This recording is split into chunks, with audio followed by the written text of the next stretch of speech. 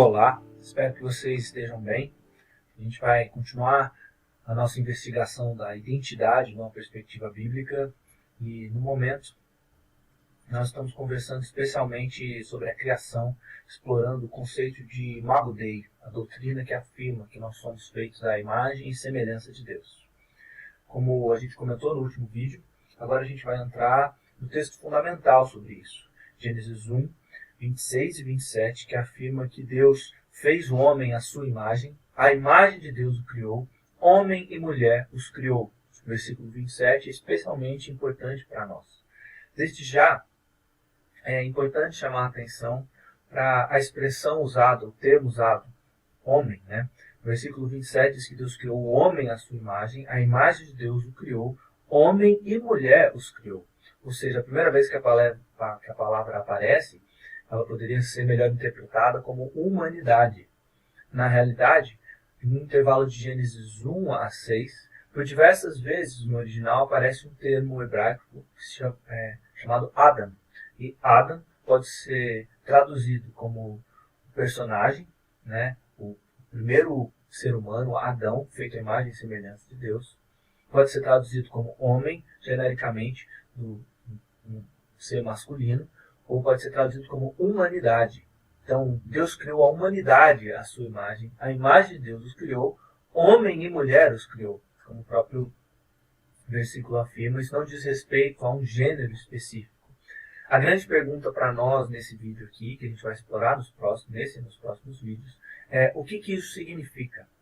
O que significa o fato de nós sermos feitos à imagem e semelhança de Deus? E quem vai nos ajudar a explorar essas questões é o professor John Walton, um especialista na literatura do Antigo Oriente Próximo. O que isso quer dizer? Isso quer dizer que a área de estudo do professor John Walton não é somente a Bíblia, não é somente o hebraico, não são os gêneros literários do Antigo Testamento. Além desses textos, que ele também estuda muito a fundo, ele estuda a literatura da Mesopotâmia, ele estuda a literatura do Egito, ele estuda a literatura dos outros povos que habitavam a terra de Canaã. Por que isso é importante?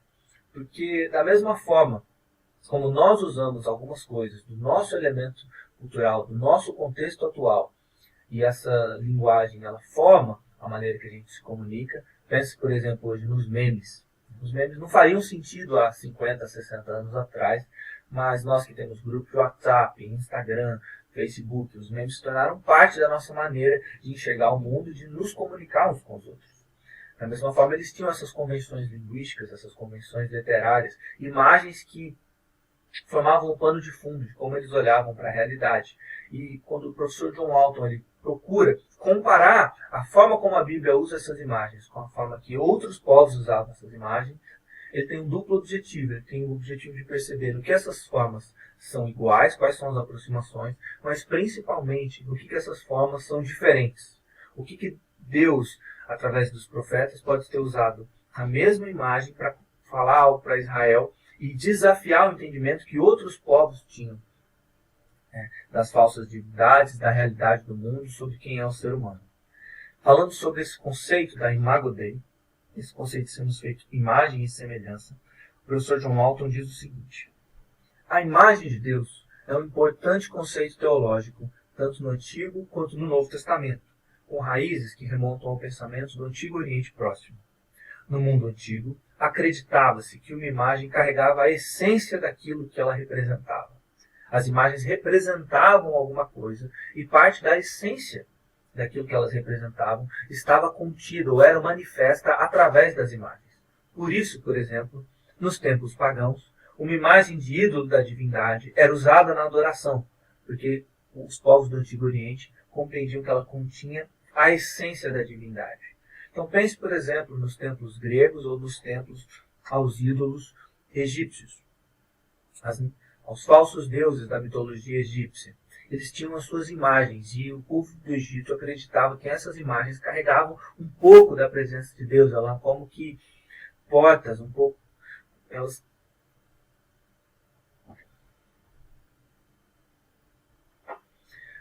Elas carregavam um pouco da essência desse Deus. Elas eram como um meio pelo qual esse Deus podia agir na realidade. O professor John Walton continua e olha o que ele diz. Isso não sugere que a imagem possa fazer o que a divindade fez, ou que tenha a mesma aparência da divindade, mesmo quando o ídolo, como no caso da estátua, é um objeto físico. Pelo contrário, o trabalho da divindade era compreendido como que realizado através do ídolo. E é com essa mesma noção, o termo hebraico Tselem, imagem, é um representante na forma física, não uma representação da aparência física. O que o professor John Walton está apontando para nós? Que os egípcios não necessariamente entendiam que os deuses tinham essas formas, que eles tinham essa aparência, mas que essa imagem, no fazer a imagem, no erguer as imagens, eles estavam convocando a presença daquele Deus. Não era uma questão se a aparência da imagem realmente correspondia à aparência física do Deus, mas ela era uma representação do poder desse Deus, do governo desse Deus. Um outro biblista, um outro importante comentarista do Novo Testamento, o professor Jecabeali, ele tem um livro escrito Deus Mora Entre Nós. E ele, nesse livro, aborda como que o desejo de Deus, a missão de Deus revelada em toda a Bíblia, envolve expandir o tipo de relação que ele tinha com os seres humanos no Jardim do Éden até os confins da Terra. Olha o que ele diz quando ele aborda o conceito de imagem. O que significa reinar como representante? A tradução grega de imagem é ícone. Em uma tela de computador, um ícone é uma pequena imagem que, quando clicada, abre os megabytes do programa de computador que ele representa.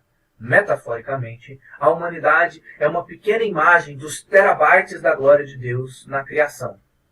Ainda que com frequência nos sintamos pequenos diante do esmagador fraturamento do mundo, a queda, os efeitos do pecado, a corrupção da realidade, Deus nos criou como ícones da sua presença poderosa. Ícones não apontam para si mesmos, mas eles abrem para uma realidade muito maior. Similarmente, nós representamos Deus de modo que a nossa presença abre espaço para a presença do Deus Todo-Poderoso, onde quer que estejamos. Então vamos pensar nos ícones. Vamos pensar, por exemplo, nos logotipos dos ícones dos aplicativos que nós instalamos no nosso celular. Essa imagem que simboliza o Instagram, o Twitter, o Facebook ou qualquer outro aplicativo. Essa pequena imagem, essa logotipo, ela não contém todo o programa. Ela não contém todas as informações do programa. Ela não contém todo o database de fotos, de pessoas, de perfis presentes nesses programas. Elas são só imagens. Se você fizer um print screen dela e tentar clicar na foto do print screen, elas não funcionam. Mas quando elas estão ali na tela do celular ou na tela do computador, funcionando como ícones, ao clicar nela, eu tenho acesso ao programa. E se eu estou conectado à internet, estou conectado à fonte, eu tenho acesso ao database, a todas as fotos, a todas as postagens, a todo mundo que tem um perfil lá, e eu posso interagir. Então, esse ícone é um meio de acesso, ele é um instrumento pelo qual uma realidade muito maior de todo o programa e toda a comunidade que se reúne na determinada rede social, por meio do qual eu tenho acesso. Nós somos ícones. Nós somos como esses ícones do nosso celular. Nós fomos feitos para sermos ícones, ícones da presença de Deus. Por meio da imagem de Deus no mundo, por meio dos ícones de Deus no mundo, o governo de Deus e a presença de Deus deveria ser manifesta. Cada ser humano deveria ser um meio para sinalizar o governo amoroso de Deus, a presença cuidadora de Deus no mundo. Quando a gente reflete sobre esse aspecto do ser ícone, a gente tem uma resposta sobre até que ponto nós recebemos a nossa identidade.